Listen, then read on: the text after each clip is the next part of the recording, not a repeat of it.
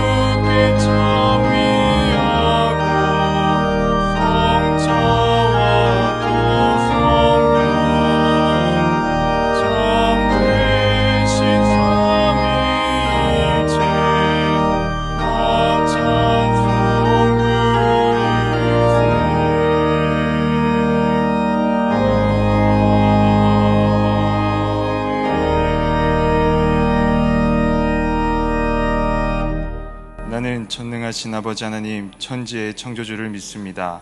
나는 그의 유일하신 아들 우리 주 예수 그리스도를 믿습니다. 그는 성령으로 잉태되어 동정녀 마리아에게서 나시고 본디오 빌라도에게 고난을 받아 십자가에 못 박혀 죽으시고 장사된 지 사흘 만에 죽은 자 가운데서 다시 살아나셨으며 하늘에 오르시어 전능하신 아버지 하나님 우편에 앉아 계시다가 거기로부터 살아있는 자와 죽은 자를 심판하러 오십니다. 나는 성령을 믿으며 거룩한 공교회와 성도의 교제와 죄를 용서받는 것과 몸의 부활과 영생을 믿습니다. 아멘.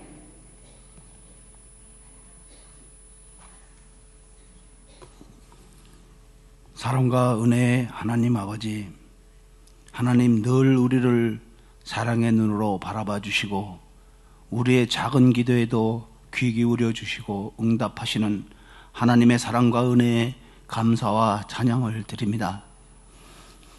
거룩하고 복된 주의 날을 허락하시고 주의 전에 나와 예배 드릴 수 있도록 은혜 베풀어 주심을 감사드립니다. 사순절 넷째 주일입니다. 사순절 남은 기간 동안에 예수님의 보혈로 우리 죄를 사하여 주시고 부활하시어 우리를 올바른 영생의 길로 인도하심을 기억하며 더욱 말씀과 기도로 열매 맺게 하여 주옵소서. 우리 모두 십자가를 바라볼 때마다 하나님이 원하시는 자녀의 모습으로 변화되게 하옵소서. 주님을 구속의 주님으로 고백하며 살게 하시고 영원토록 십자가 은혜 안에 사는 삶이 되게 하여 주시옵소서. 사랑의 주님, 아직도 저희는 옛사람의 구습에서 벗어나지 못하고 세상을 쫓아 살려고 하는 어리석은 모습으로 살아갈 때가 많이 있음을 고백합니다. 세상의 유혹 앞에 힘없이 무너지지 않게 하시고 주님 주신 십자가 은혜를 던져버리지 않도록 우리들을 주님의 능력으로 붙잡아 주시옵소서. 주님, 우리의 기도대로 주님은 은혜로 성전의 문을 활짝 열어드렸지만 아직도 비어있는 자리가 많습니다. 저 비어있는 자리는 하나님께서 우리에게만 허락하신 우리의 자리인데 빛을 잃어가고 있습니다. 이제 다시 예배의 자리로 채워지게 하옵소서. 이제 다시 기도의 자리로 채워지게 하옵소서.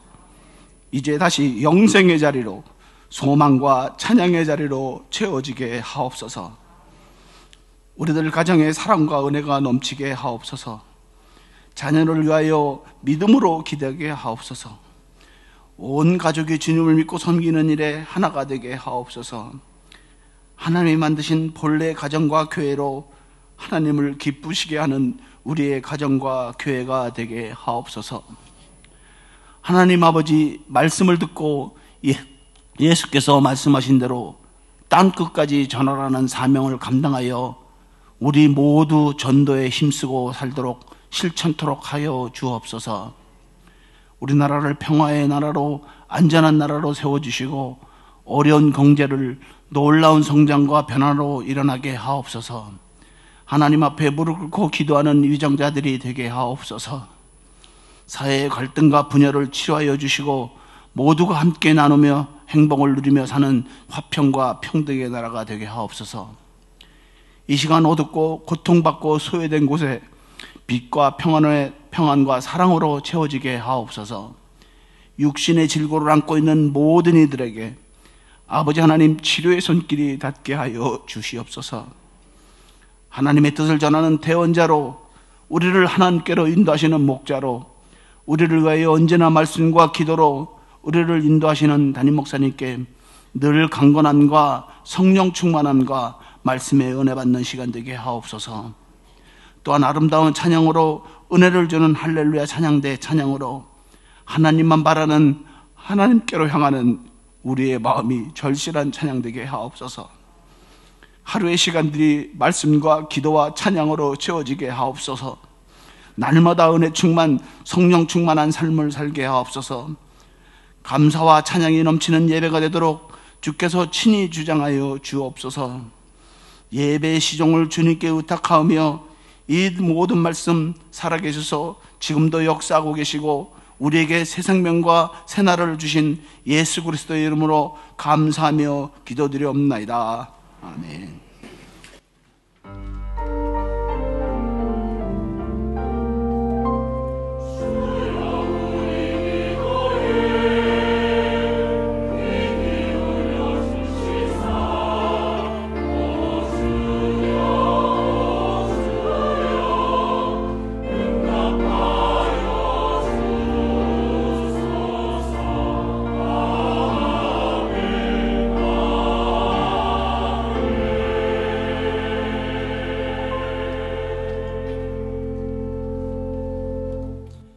교회 소식을 말씀드리겠습니다. 오늘은 사순절 넷째 주일입니다. 다음 주일은 전도 대상자 작정 주일입니다.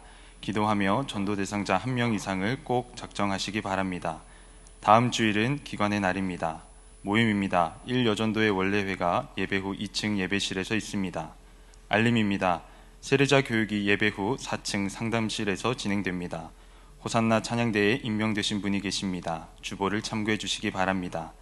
구역별 정교인 신방이 21일 화요일부터 진행됩니다. 신방 일정은 주보를 참고해 주시기를 바랍니다. 구역 인도자 모임은 정상적으로 진행됩니다. 강서지방의 장로회 원래회가 오늘 오후 4시 임마누엘 교회당에서 있습니다. 부활절 기관 찬양축제 참가곡 악보를 26일 다음 주일까지 교회 사무실로 제출해 주시기 바랍니다. 교우 소식입니다. 426구역 송종헌 성도 박소희 성도님 가정에서 자녀 첫돌을 감사하며 아름다운 꽃을 헌물하셨습니다. 421구역 김천식 성도 이경선 권사님의 장남 김용욱 군의 결혼식이 3월 25일 토요일 오후 3시 40분 더 베뉴지 서울 1층 아트홀에서 있습니다. 이 시간 찬송 433장 부르시면서 봉헌하시겠습니다.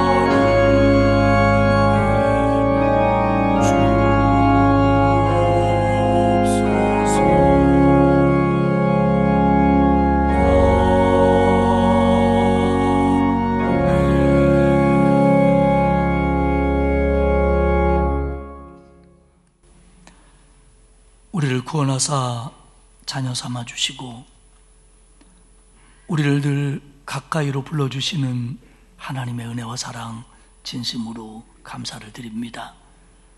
오늘 복되고 거룩한 주일을 우리에게 허락해 주셔서 하나님 앞에 나와 예배드리게 하시니 또한 고맙습니다.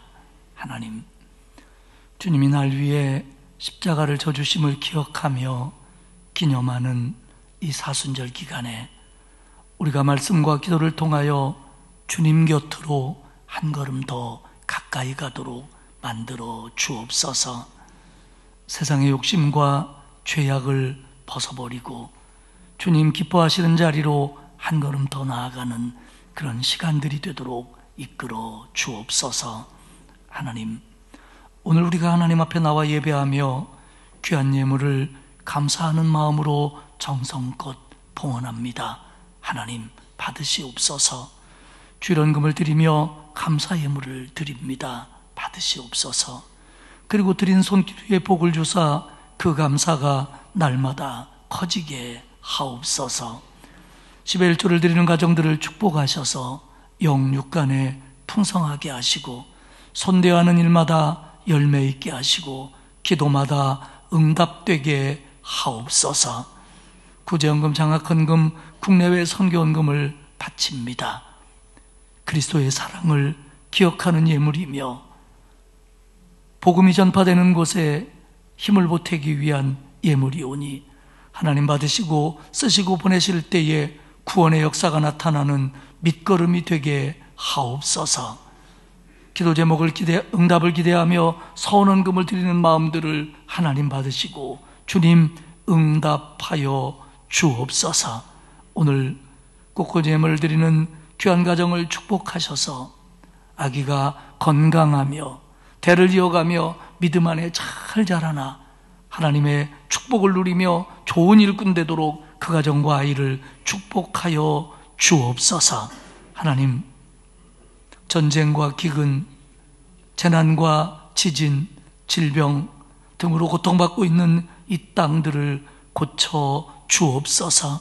하나님, 사람의 노력, 생각 한계가 있사오니 주님 도와주시고 온 땅의 백성들이 주 앞에 돌아올 수 있도록 만들어 주시고 하나님이 새롭게 하시는 땅들이 되도록 만들어 주옵소서. 하나님, 우리나라를 불쌍히 여겨 주옵소서. 대통령과 위정자들과 지도자들에게 선한 양심을 주시고 하나님을 두려워하는 마음을 주시고 하나님 지혜를 부어주시어서 대립과 반목이 아닌 화합과 상생으로서 정말 하나님의 공의를 두려워하며 공의의 실천을 귀하게 여기는 이 땅의 지도자들 그리고 이 나라 되도록 만들어 주옵소서. 하나님을 떠난 백성들이 다시 돌아오게 하시고 복음을 전하는 나라로 우뚝 서도록 우리나라에게 다시 한번 기회를 주옵소서. 하나님, 우리 교회를 통해서 더 많은 영혼을 구원시켜 주옵소서. 그래서 하나님을 기쁘시게 해드리는 교회가 되게 하시고 그리고 우리도 은혜 받으며 하나님의 축복을 누리는 복된 공동체 되게 하옵소서. 나이 들어 연로하신 어른들에게 건강을 주시고 병약하고 질병으로 고통받는 성도들을 치유하시며 경제적으로 힘들어하는 이들에게 형통의 길로 이끌어 주시고 가정의 어려움 가운데 있는 자들에게 응답하여 주옵소서. 특별히 우리 아이들이, 젊은이들이 믿음 안에서 잘 자라나 하나님께 영광을 돌리는 귀한 일꾼들 되게 하시고 주님 주시는 축복을 누리는 복된 자녀들 삼아 주옵소서. 아버지 하나님, 이번 한 주간도 사순절을 보내며 말씀과 기도와 찬양으로 주께 가까이 가게 하시고 오늘 예배 순서를 통하여 주님께 큰 은혜를 받는 복된 시간 되게 하옵소서. 감사드리며 예수님의 이름으로 기도드리옵나이다. 아멘.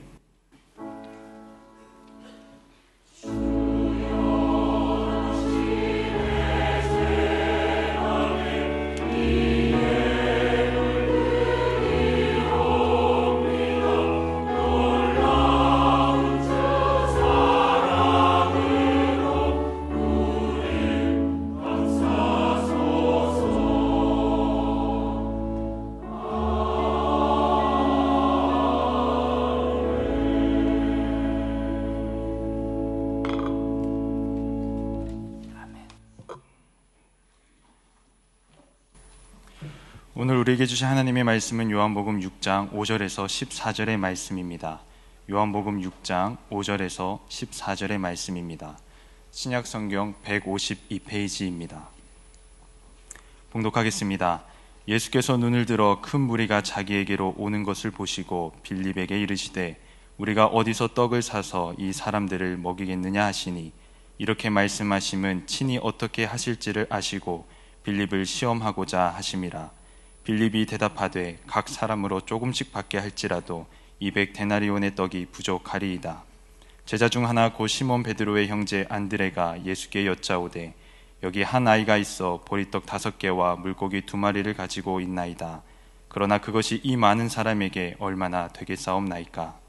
예수께서 이르시되 이 사람들로 앉게 하라 하시니 그곳에 잔디가 많은지라 사람들이 앉으니 수가 5,000명쯤 되더라.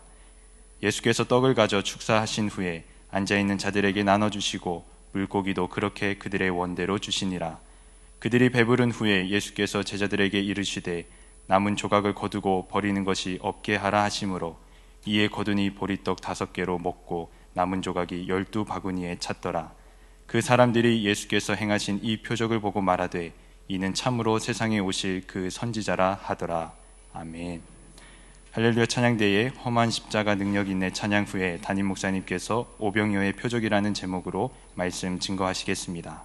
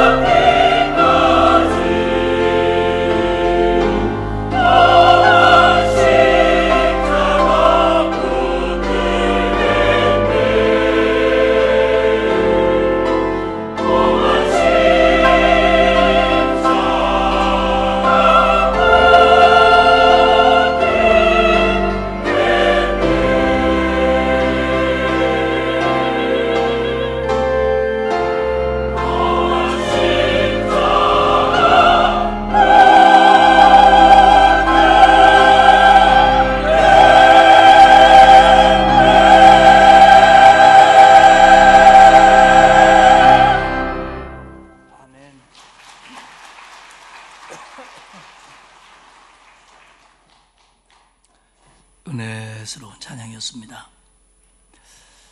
제 사무실 앞에가 찬양대 연습실이고요, 제 아래층이 또 찬양대 연습실입니다. 그래서 주일이면 거의 제 방에서는 하루 종일 찬양 소리가 들려옵니다. 얼마나 감사한지 모릅니다.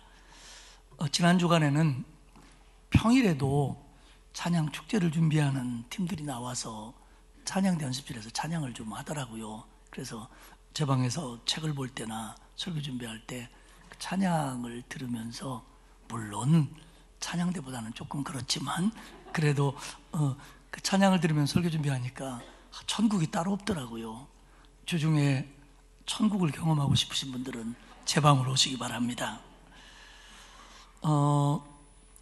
우리가 이제 몇 년 동안 코로나 때문에 뭐 전도나 이런 일에 사실 우리가 열심을 못 냈습니다. 그렇지만 언제까지 이럴 수 없기 때문에, 또 이제 그럴 때가 됐다고 생각하기 때문에 조금 우리가 이런 일에 기도와 마음을 좀 모아보자, 그런 생각입니다. 그래서 여러분들 마음속으로 갖고 계신 전도 대상자들을 기록해서 내주시고, 또 함께 기도하시고, 또 1년 동안 노력하셔서 꼭 우리 모두가, 우리 교회가 전도의 열매를 거둘 수 있기를 축복합니다. 그런 일을 잘할 때 하나님 우리에게 은혜를 주시고 복을 주십니다.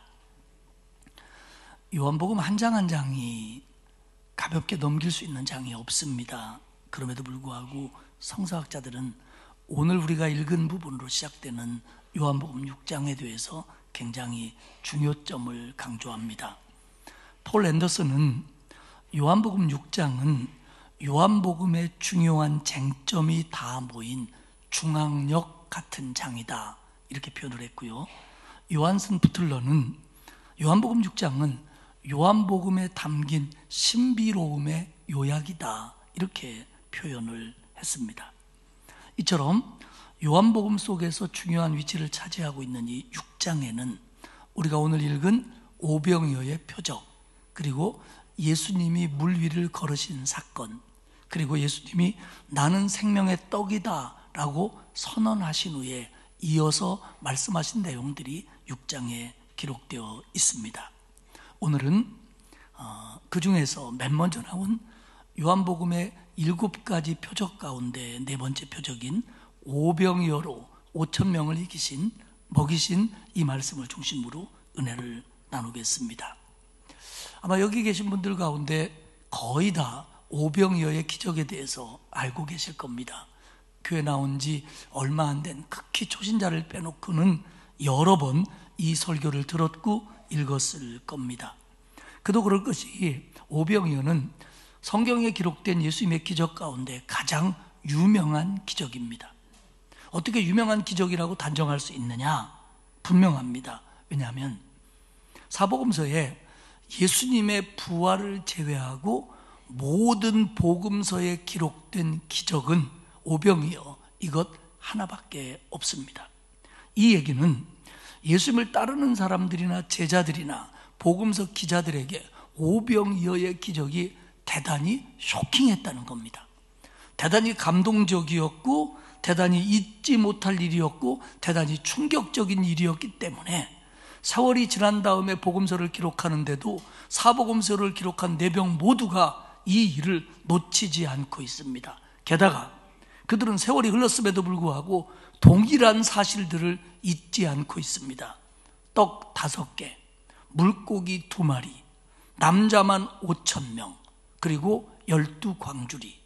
마태, 마가, 누가, 요한은 이 사실을 명확하게 기억을 하고 있습니다. 예수님의 표적, 기적이라고 하는 것들이지만 어떤 표적들은 생략되어 있기도 하고요, 어떤 복음서에는 자세하게 기록되어 있기도 하고요, 어떤 복음서는 간결하게 기록되어 있기도 합니다. 그러나 이 오병이어의 기적은 모두가 아주 구체적으로 정확하게 자세히 기록하고 있습니다. 이 사실은 이 기적이, 이 표적이 제자들과 따르는 이들에게 얼마나 감동을 주었는지를 알게 해주는 대목입니다. 요한복음 6장 1절은 이렇게 시작합니다. 그 후에 예수께서 디베랴의 갈릴리 바다 건너편으로 가시매. 이 기적이 일어난 장소가 디베랴, 갈릴리 바다 근처였다, 이렇게 말합니다. 갈릴리 바다, 디베랴 바다라고 기록하고 있지만 사실은 갈릴리 호수입니다. 이 호수는 구약에서는 긴네렛이라고 불리웠고요, 신약에서는 갈릴리, 디베라, 게네사렛이라고 불립니다. 특별히 이 디베랴라고 하는 이름은 당시 갈릴리를 다스리던 분봉왕이 헤롯 안티파스였는데, 이 헤롯 안티파스가 자기를 임명해주고 지금 이스라엘을 다스리고 있는 로마 황제인 디베랴, 그러니까 티베리우스를 기념하기 위해서 그 지역의 도시 이름을 디베랴, 티베리우스라고 불렀고, 그러면서 이 호수도 디베랴 호수라고 불렸습니다. 이게 AD 20년경의 일입니다. 2절에 보면 큰 무리가 따르니 이는 병자들에게 행하시는 표적을 보았음이러라. 사람들이 예수님을 큰 무리가 되어 따라오고 있는데 이들은 예수님이 병 고치는 표적을 봤기 때문이다, 이렇게 설명합니다. 그런데 여기서 사용된 문장들은 의미가 그겁니다. 요한복음은 예수님의 표적에 대해서 기록하는데 인색합니다. 그래서 7개만을 기록했고요, 이게 4번째면 지금 앞에 3개의 표적을 기록했는데 그 중에 뭐냐면 가나에서 혼인잔치, 그 다음에 신하의 아들을 살리신 일, 38년 된 병자를 고친 일, 이겁니다. 그러니까 요한복음에 의하면 기록된 건 2개밖에 없지만 이 의미는 그런 얘기가 아니고 예수님이 환자를 고치는 표적은 계속되었고 그것을 계속적으로 보고 있는 그들은 큰 무리가 되어 예수님을 따르고 있다, 이런 의미입니다. 그러니까 큰 무리가 예수님을 따르고 있는데 이들은 주님께서 행하시는 표적을 보고 있었기 때문이다, 이런 뜻이죠. 그러니까 예수님이 하신 일회적인 사건 때문이 아니라 계속되는 사건 때문에 그들은 보고 예수님을 따라다니고 있다, 이런 얘기입니다. 예수님이 쉬지 못할 정도로 많은 사람들이 예수님을 따라온 겁니다. 예수님께서는 갈릴리 호숫가 한 언덕에 제자들과 함께 자리를 잡았고 무리들은 거기까지 따라왔습니다. 그런데 오늘 요한은 그때가 유월절이 가까운 때였다, 이렇게 표현합니다. 유월절이 뭡니까? 이스라엘 백성들이 애굽에서 종살이를 하다가 하나님의 기적적인 역사로 출애굽하여 오늘의 가나안 땅에 와서 살게 된 것을 기념하는 절기가 유월절입니다. 유월절은 이스라엘의 해방을 기념하는 절기예요. 그런데 예수님 당시의 유대인의 마음의 유월절은 과거에 자기 조상들이 애굽에서 종살이를 하다가 하나님의 역사로 10가지 재앙을 애굽에 부어주심으로 말미암아 그들이 구원받은, 그래서 광야를 거쳐 팔레스타인에 오게 된 이 사실을 기념하고 감사할 뿐만 아니라 그때처럼 지금도 자기들이 노마의 지배를 받고 있으니까 하나님의 은혜로 우리를 기적적으로 거기로부터 해방시켜줄 날이 올 거다라고 하는 기대감까지 새롭게 하는 날이 유월절이었다는 겁니다. 지난날의 해방의 역사에 대한 감사, 그리고 그 하나님을 믿기 때문에 그 하나님이 오늘도 언젠가는 역사하실 거라고 믿는 기대감이 풍성해지는 날, 그날이 바로 유월절이었습니다. 그러니까 그들은 이 유월절이 되면 그동안 가지고 있었던 메시아에 대한 기대감이 더 커지는 날이었습니다. 커지는 절기였습니다. 오늘 얘기가 마무리되는 15절에 보면 오병이어의 기적을 본 백성들이 예수님을 강제로 임금을 삼으려고 했다, 지도자를 삼으려고 했다라는 얘기가 이런 사실들과 맥락을 같이 합니다.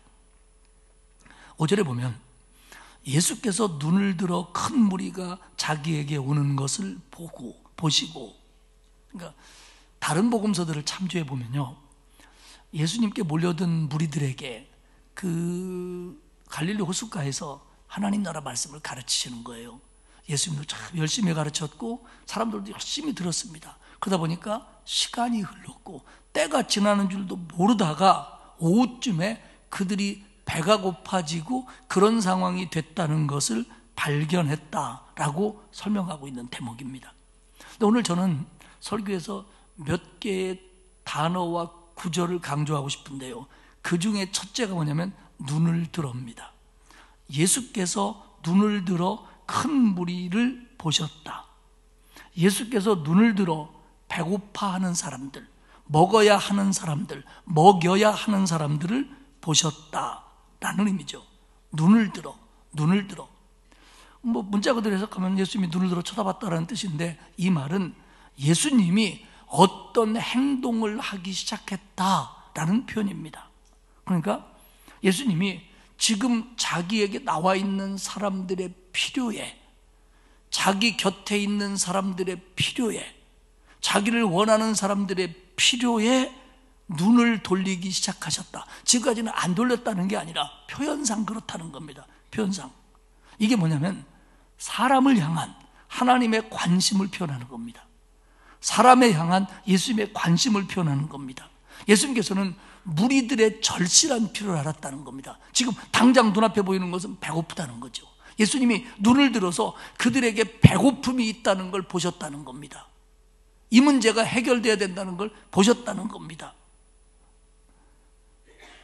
예수님이 그들에게 뭘 필요한지를 보시고, 그리고 그 문제를 해결해 주는 공급의 원천이 되기 위해서 움직이셨다. 이 표현이 눈을 들어입니다. 사랑하는 여러분, 예수님은요, 눈을 들어 나를 보시는 하나님이십니다. 할렐루야. 예수님은 눈을 들어 나의 궁핍과 나의 필요와 나의 간절함을 보시고 아시는 분입니다. 예수님은 그 모든 해결의 원천이시며 능력이시며 사랑이시라는 걸 믿으시기를 바랍니다. 예수님은 그들의 필요를 보시고 빌립에게 이렇게 말합니다. 빌립아, 우리가 어디서 떡을 사서 이 사람을 먹이겠느냐? 빌립아, 우리가 어디 가서 떡을 사다가 이 사람들을 먹게 할 수 있겠느냐라는 질문입니다. 왜 빌립에게 물었냐? 뒤에 나오는 안드레와 함께 이 사람들은 베세다 사람들입니다. 다시 말하면 이 동네 사람들이에요.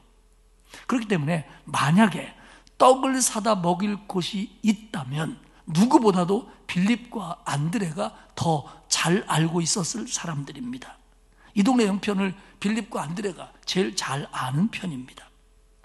그런데요, 예수님이 어디서 떡을 사다 먹일 수 있느냐라고 물었는데 빌립의 답변은 이렇습니다. 7절에 보면 빌립이 대답하되 각 사람으로 조금씩 받게 할지라도 200데나리온의 떡이 부족하리이다.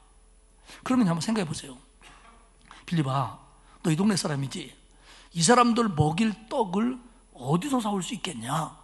라고 묻는다면, 아유 예수님, 이 동네는 촌동네라 그런 떡 살 데가 없어요 라든지, 아니면 저 골목으로 돌아가면 그런 떡 파는 데가 있어요, 이렇게 어디서에 맞추어서 답변을 했어야 맞잖아요. 어디서 살 수 있냐 이렇게 물었으니까. 그런데 빌립의 대답은 어디서 살 수 있다는 거에 대한 답변은 없고, 각 사람이 조금씩만 먹게 할지라도 200데나리온이 있어야 돼요, 이런 뜻입니다. 결국 실제적인 의미는 뭐냐면, 예수님, 떡 살 돈도 없는 마당에 어디서 살 수 있느냐고 묻는 게 무슨 의미가 있습니까? 200데나리온이 있어도요, 이 사람들 조금씩 먹이기에도 부족한 돈입니다. 에드워드 클링크는 오늘 이 빌립의 대답을 이렇게 얘기합니다. 이는 예수님의 대답에 조롱하는 듯한, 예수님의 질문에 조롱하는 듯한 답변이다, 이렇게 이 말을 깎아내립니다. 결국 보면 이거예요. 참 예수님 대책 없는 소리 하시네. 아니 돈도 없는데 어디서 뭘 사오라는 거예요? 그리고 있다고 어디서 사, 이 동네에서? 참네. 아니 어디 그런 생각을 하신대? 이런 뜻입니다. 당시 한 데나리온은 한 근로자의 하루 품삯입니다. 200데나리온은 한 사람의 7달치 월급쯤 되는 겁니다. 그런데 6절에 의하면 예수님이 이렇게 말씀하신 이유는 예수님은 친히 어떻게 하실지 계획을 가지고 있었고 빌립을 시험하기 위해서 빌립에게 이렇게 물었다라고 얘기하십니다. 그러니까 예수님에게는 다 계획이 있었다는 겁니다. 계획이 있는데 빌립은 어떻게 생각하는지, 빌립의 믿음은 어느 정도인지 답변할 기회를 줬다는 겁니다. 빌립은 산술적으로만 계산합니다. 이 정도 먹이려면요 200데나리온이 있어도요 요만큼씩밖에 못 줘요. 이게 빌립의 계산입니다. 그러면 빌립의 계산 속에서 빠져 있는 게 있어요. 그게 뭐냐면 예수님의 능력입니다. 지금 보세요. 요한복음의 얘기만 국한한다고 할지라도 빌립은 벌써 세계에 예수님의 능력이 나타나는 표적을 경험했습니다. 그리고 오늘 서술을 그대로 받아들인다면 지금 환자를 고치고 여러 가지 표적을 행하는 건 지금 계속 나타나고 있어요. 그런데 이런 것을 따라다니면서 보고 느끼고 경험했던, 확인했던 빌립의 계산 속에는 예수님이 그런 부분을 행하신다는 것에 대한 여지가 없어요. 예수님 200데나리온은 있어야 돼요. 그거 있어도 이만큼씩 못 줘요. 어떻게 하시려고요? 안드레는 이렇게 얘기합니다. 9절에 의하면 예수님, 여기 한 아이가 있어서 보리떡 5개와 물고기 2마리를 가지고 있습니다. 그러나 이것이 이 많은 사람들을 먹이는데 얼마나 되겠습니까? 할 수 있겠습니까? 마가복음에 의하면 예수님이 너희가 먹을 것을 좀 주어라. 너희에게 떡이 얼마나 있는지 찾아봐라. 그래가지고 안드레가 나가서 찾아보니까 어떤 아이가 보리떡 5개와 물고기 2마리를 들고 있어서 그걸 안드레가 가지고 와서 예수님에게 말한 거다, 이렇게 표현합니다. 예수님 찾아보니까 요거 있습디다. 떡 5개와 물고기 2마리예요. 근데 이거 가지고 무슨 도움이 됩니까? 안드레 얘기가 빌립보다 조금 나았는지는 모르지만 그 태도 역시 예수님의 질문과 방법에 대한 냉소적인 반응입니다. 빌립과 안드레는 예수님의 개혁을 몰라요. 여기서 보리떡이라고 하는 건요, 그 당시에 이스라엘 백성들 중에 가난한 사람들이 먹는 보잘것없는 싸구려 떡입니다. 문자적으로는 빵이라는 뜻입니다. 그래서 물고기는 옵사리온이라고 해서 이 떡에다가 뭐 갈라서 넣던지 같이 먹던지 하는 말린 물고기 혹은 소금에 절인 물고기로 아주 작은 겁니다. 그러니까 요거는 아주 가난한 사람들이 먹는 최소한의 식량이에요. 근데 저는 아무리 이 성경을 읽어도 빵에다가 물고기를 넣어 먹는 거가 내 스타일은 아니에요.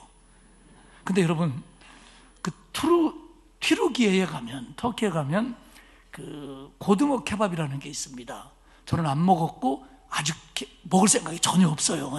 이 빵에다가 싱싱한 고등어를 잡아서 구워서 하여간 그렇게 해서 넣어서 먹는데 이게 인기 있는 케밥이고 사람들이 많이 먹고 관광지에 가서 사 먹는데 저는 안 먹었습니다. 왜냐하면 저는 빵하고 생선이 아직도 신앙 양심상 어울리지 않는다고 이 얘기하면서도 저는 굉장히 비린내가 나요 지금.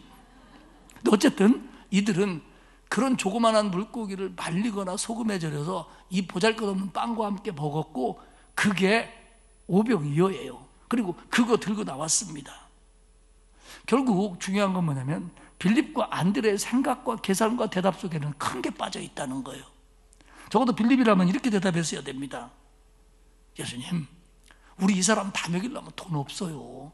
200데나리온 우리 없잖아요. 그거 있어도 조금밖에 못 먹이고요. 그거 있다고 해도 사실 이 동네에서 살 데도 없어요. 하지만 주님이라면 하실 수 있을 줄 믿습니다. 예수님은 이 대답을 원한 거예요. 그리고 그렇게 말했어야 제자예요. 안드레라면 예수님 찾아보라고 찾아봤는데요, 이게 다네요. 이거 가지고 누구 코다 붙여요? 하지만 주님이라면 이걸로도 먹여주실 수 있을 줄 믿습니다. 이게 안드레의 대답이었어야 돼요. 주님은 그걸 원한 거예요. 그러나 빌립과 안드레의 생각은 말은 안 하지만 예수님 생각 잘못됐습니다. 예수님의 방법 틀렸습니다. 여기서는 못해요. 못 먹여요. 먹을 거 없어요. 이게 빌립과 안드레의 생각이고 대답이었다는 겁니다. 예수님은 그들의 대답과 상관없이 10절에 보면 사람들을 잔디밭에 앉게 하는데 성경은 이렇게 얘기합니다. 사람들이 앉으니 수가 5,000명쯤 되었더라.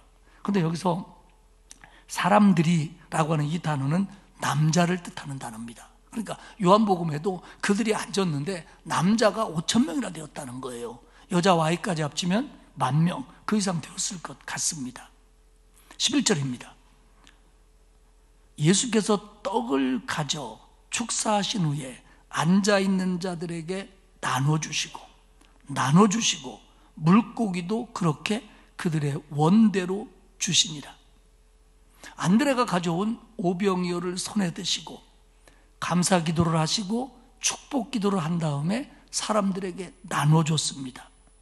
어떻게 된 건지 누구도, 예수님이 아닌 그 누구도 어떻게 된 건지는 모릅니다. 어떤 방법으로 됐는지도 모릅니다. 그러나 분명한 건 그들이 먹었다는 겁니다. 우리는 그 방법을 모르지만 예수님은 하셨습니다. 그래서 이게 기적이고, 그래서 이게 예수님이 하나님의 아들이심을 드러내는 표적입니다. 그런데 모인 사람들이 배부르게 먹었습니다. 저는 두 번째로 주목해야 될 단어를 나눠주다를 선택했습니다. 예수님이 나눠주셨다. 이 말은 예수님이 기도를 하고 일일이 들고 다니면서 이 사람 저 사람에게 하나씩 줬다, 이런 뜻이 아니고, 많은 사람들이 먹을 수 있는 물고기와 떡이, 이 공급의 원천이, 이렇게 된 능력의 원천이, 이런 상황이 벌어진 기적의 원천이 예수님으로부터 나왔다라는 뜻입니다. 예수님이 나눠줬다, 예수님이 주셨다, 하나하나가 아니라. 성도 여러분, 예수님은요, 우리의 필요를 보시고 아시는 분이고요, 우리에게 나눠주시는 분입니다. 할렐루야. 예수님 우리에게 주시는 분이에요. 예수님 우리에게 베푸시는 분이에요. 사실 이 갈릴리 호숫가에 모였던 이 사람들은 예수님에게 뭐 얻어먹으려고 온 사람들은 아닙니다. 예수님의 그 치유의 표적들을 보면서 그냥 그런 거 보기 위해서, 그런 혜택 얻기 위해서, 그리고 덩달아 따라 나왔던 사람들이에요. 근데 예수님은 그들에게 지금 필요한 것이 배고프다라는 걸 보셨고요, 그게 뭐 육적인 문제냐 영적인 문제는 나중 얘기고, 지금 당장 그들이 배고파한다는 걸 보셨고, 그들의 배고픔을 해결해주는 주심을 예수님으로부터 하셨다는 겁니다. 할렐루야. 요한복음을 보면요, 예수님은 주시는 분이에요. 갈릴리 가나의 혼인잔치에서 포도주가 떨어졌을 때 예수님은 물로 포도주를 만드는 기적을 통해서 거기에 모인 많은 손님들에게 포도주를 주셨습니다. 사마리아 수가성 우물가에서 한 여인이 목이 가란 인생을 살면서 그곳에 찾아왔을 때 예수님은 그에게 생명수를 주신 분입니다. 결국 요한복음은 무슨 얘기를 하냐면, 여러 얘기 가운데 하나가 뭐냐면, 예수님은 은혜가 충만하신 분이다. 그리고 우리는 그 예수님에게 초대받은 사람들이다. 그러므로 예수님은 예수님에게 나아오는 우리에게 필요를 채워주시는 하나님의 아들이시다. 이게 요한복음이 강조하고 있는 것 가운데 하나입니다.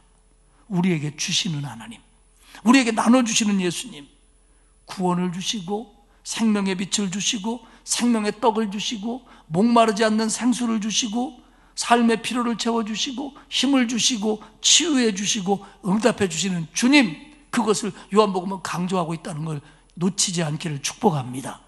예수님은 그들을 보셨어요. 그리고 그들에게 뭐가 필요한지를 아셨어요. 모두는 그들의 필요를 채워줄 수 없다라고 얘기하지만 주님은 그 필요를 채워줘서 그들에게 주시는 분입니다. 사랑하는 여러분, 여기서 우리가 영적인 것이냐 육적인 것이냐 따지지 맙시다. 예수님은 우리의 영적인 필요도 아시고 육적인 필요도 아시는 분입니다. 그리고 그것을 채워주시기를 기뻐하시는 분이라는 걸 믿으시기를 축복합니다. 세 번째는 원대로입니다. 11절에 보면 그들의 원대로 주시니라. 여기서 원대로라고 하는 말의 뜻은 충분이라는 뜻입니다. 빌립은 200데나리온이 있어도 요만큼밖에 못 줍니다. 그렇게 얘기를 했어요. 그런데 예수님은 기적을 일으키셔서 그들의 원대로 줬습니다. 먹고 싶을 만큼 줬습니다. 먹을 수 있을 만큼 줬습니다. 배부르게 주셨습니다. 이게 주님의 은혜예요. 사랑하는 여러분, 우리 주님은요 풍성하게 주시는 분입니다. 우리 주님은 풍성한 은혜를 주시는 분입니다. 요만큼 주면서 벌벌 떠는 분이 아니에요. 주고 싶은데 능력이 없어서 조금밖에 못 주시는 분이 아니라는 걸 여러분들이 아시기를 축복합니다. 주님은 인색하신 분도 아니고요, 능력이 없는 분도 아닙니다. 그건 영과 육에서 마찬가지입니다. 얼마나 풍성했는지 때를 지난 그 사람들이 배부르게 먹고 남은 조각을 걷어보니까 12광줄이나 남았다는 거예요. 14절에 보면 그 사람들이 예수님께서 행하신 이 표적을 보고 말하되 이는 참으로 세상에 오실 그 선지자라 하더라.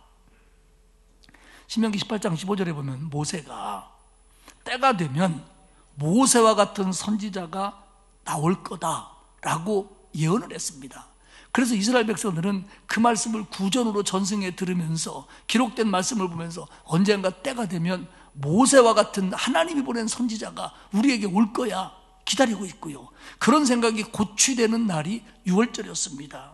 모세는 광야에서 하나님의 은혜로 메추라기와 만나로 우리 조상을 먹였어. 근데 이분은 광야에서 오병이어로 우리를 먹이시네? 아, 이분이 그 선지자구나. 이분이 모세가 얘기한 그 선지자구나. 우리가 기다리는 그분이 맞구나. 그렇다면 이분은 모세처럼 우리를 해방시킬 분이구나. 그렇다면 이분은 모세처럼 우리를 이끌 분이구나. 그래서 우리가 예수님을 왕으로 삼으려고 했고, 예수님은 그건 하나님 뜻이 아니기 때문에 그 자리를 피합니다.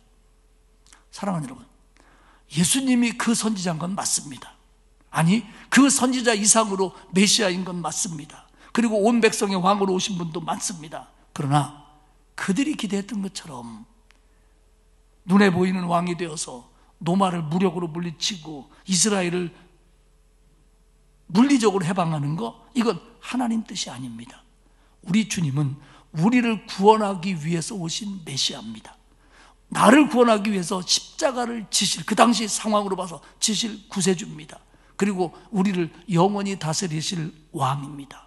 그렇기 때문에 그들의 잘못된 기대에 부응할 수 없었던 겁니다. 사랑하는 여러분, 오병이어를 일으킨 기적의 목적은 분명합니다. 첫째는 배고픈 사람들을 먹게 하기 위해서입니다. 그게 뭘 중요하냐고요? 아니요. 사람들이 먹고 사는 것보다 중요한 게 어디 있습니까? 그래서 우리 농담으로 그러잖아요. 다 먹자고 하는 일인데, 이게 그리고 갈릴리 사람들은 가난하고 굶주린 사람들이에요. 그들에게 먹는 문제 해결이라는 건 굉장히 중요한 이슈예요. 그렇기 때문에 지금 오병이어를 일으킨 목적은 뭐냐면 그들이 배고픈데 예수님이 그들을 먹게 해주고 싶었던 겁니다. 이게 첫 번째 목적이에요. 그리고 두 번째 목적은 이런 과정을 통해서 제자들을 깨닫게 하시기 위한 거예요.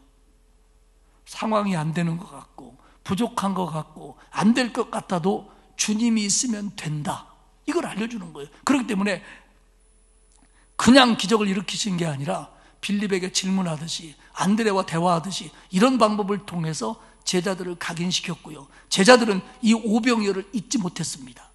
그렇기 때문에 사복음서에 모두가 다 기록을 하고 있는 거예요. 그때 주님이 우리를 주님이면 된다는 걸 깨닫게 하신 거다. 우리 계산해서 주님을 빼놓고는 살 수 없는 거다. 그리고 또 하나는 이 떡을 먹여줌을 통해서 오늘 이 장 뒷부분에 나오는 나는 생명의 떡이다라고 하는 예수님의 말씀을 전개하기 위한 서론으로 이 사건을 예수님께서 계획하셨다는 겁니다. 복잡하게 생각하지 맙시다. 사랑하는 여러분, 오늘 예배당을 떠날 때 여러분은 마음속에 이런 생각을 꼭 가지십시오. 주님은 나를 보시는 분이다. 나를 아시는 분이다. 내가 영적으로 뭐가 필요한지, 지금 건강에 뭐가 있어야 되는지, 내가 물질적으로 직장과 사업과 가정에서 어떤 게 있어야 되는지 아시는 분이다. 그리고 그것을 예수님은 나에게 주시는 분이다. 빌립과 안드레의 첫 번째 잘못된 계산처럼 이건 안 돼, 우리 집은 안 돼, 나는 안 돼, 이렇게 생각할 필요가 없다는 거예요. 왜냐하면 그 계산 속에는 그들처럼 우리도 주님의 능력, 주님의 사랑, 주님의 공급이 빠져 있는 거예요. 그게 있다면 없어도 되고 오병이어 가지고도 된다는 거예요. 눈을 들어 우리를 보셨다. 그리고 그분은 직접 그 기적을 일으키셔서 나눠주셨다. 세 번째, 원대로 풍성하게 충만하게 주셨다. 주님은 나에게 필요를 아시는 분이고 내게 주시는 분이고, 그것도 쪼잔하게 이렇게 주시는 분이 아니라 정말로 내 삶 속에 풍성하게 영육간에 주시는 분이다. 이렇게 믿고 이 예배당을 떠나시기를 축복합니다. 한 가지만 더 말씀드릴게요. 안드레가 찾아봐라 해집고 찾아봤어요. 봤더니 꼬맹이가 오병이어를 내놨습니다. 그러면 안드레가 이 오병이어를 들고 오면서, 와, 예수님 말씀이 맞네, 찾아보니까 있네, 이거면 됐지 뭐, 이렇게 생각하며 가져왔을까요? 아니면 참네 우리 예수님 있긴 뭐가 있어? 이거 가지고 누구 코에다 붙여? 참 예수님도 가끔 보면 이러면서 왔을까요? 후자일 경우가 많습니다. 그러니까 와서 이거밖에 없는데 이거 갖고 뭐 하시려고요? 그렇게 얘기하잖아요. 사랑하는 여러분, 우리가 주님 안에서 우리의 삶을 살아오면서 우리 인생을 살면서 주님 나는 예수님하고 여태 살았는데도 이거밖에 없네요. 이거밖에 안 되네요. 이거 가지고 뭘요? 이 생각이 맞는 건지, 그래 예수님의 말씀대로 살아보니까 이거라도 있네. 주님은 이거라도 가져라네. 이거면 된다네. 여기서 시작하신다네. 안드레가 볼 때는 아무것도 아니었지만 그게 주님의 손에 들리니까, 주님의 것이 되니까, 주님의 역사의 도구가 되니까, 물론 그거 없어도 주님은 하셨겠지만 도구가 되니까 5,000명 이상이 되는 사람을 먹이고도 남는 역사의 도화선이 됐다는 걸 믿으시기를 축복합니다. 중요한 건 주님이지 오병이어가 아니라는 겁니다. 중요한 건 주님의 능력이지 내 생각이 아니라는 겁니다. 중요한 건 주님의 사랑이지 내 계산이 아니라는 겁니다. 어차피 우리는 그 정도 수준밖에 안 돼요. 하지만 우리가 오병이어를 통해서 분명히 알아야 될 것은 주님은 나를 사랑하시는 분이고 내게 주시기를 원하는 분이고, 그리고 그분이 주시는 풍성한 거기 때문에 나는 내 삶의 계산 속에서 언제나 주님의 능력을 빼놓으면 안 된다. 우리는 그걸 믿어야 된다. 이게 바로 오병이어가 우리에게 주는 교훈입니다. 그래서 뭐 여태 계산해 봤는데 뭐 지금까지 살아왔는데 뭐 아니요, 여태 해집고 다녔어도 그거밖에 없었지만, 그러나 우리가 주님의 말씀에 순종할 때, 주님을 기대할 때, 주님을 믿을 때 주님의 역사는 어디서 어떻게 터져나올지 모른다는 겁니다. 사랑하는 여러분, 주님은요 우리가 영적으로만 풍성하기를 원하시는 분이 아니에요. 성경에 보면 분명히 주님은 우리의 육적인 것을 풍성하기 위해서 기적도 행하시는 분입니다. 주님의 기적은 오늘도 살아있는 역사입니다. 말씀 뵙겠습니다. 다시 한번 말씀드립니다. 주님은 나를 보시고 하시는 분입니다. 내게 주기를 기뻐하시는 분입니다. 그것도 풍성하게 주시기를 원하는 분입니다. 이 주님을 신뢰하십시오. 이 주님을 기대하십시오. 그리고 이 주님을 기다리십시오. 그리고 순종하십시오. 그래서 우리의 삶 속에서 크고 작은 주님이 일으키시는 역사와 기적을 경험하시는 저와 여러분들이 되시기를 주님의 이름으로 축복합니다.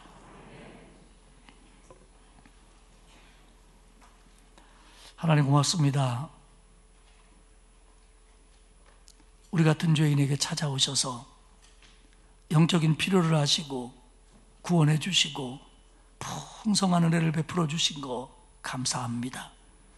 또한 거칠고 험한 세상을 살면서 지치고 쓰러질 때, 결핍되고 궁핍할 때, 약하고 병들 때, 방황하고 헤맬 때 우리에게 필요한 육적인 것도 하시기에 또한 채워주셔서 여기까지 오게 하심을 감사합니다. 하나님, 주님은 나를 아시는 분이고 내게 주시는 분이고 풍성히 주시는 분이라는 걸 믿고 기대하며 기다리는 믿음을 더하여 주옵소서. 그래서 주님 붙들고 끝까지 순종함으로 주님이 채워주시는 영육간의 풍성함을 경험하는 복된 성도들 되게 하옵소서. 감사드리며 예수님의 이름으로 기도합니다. 아멘. 312장 찬송하겠습니다.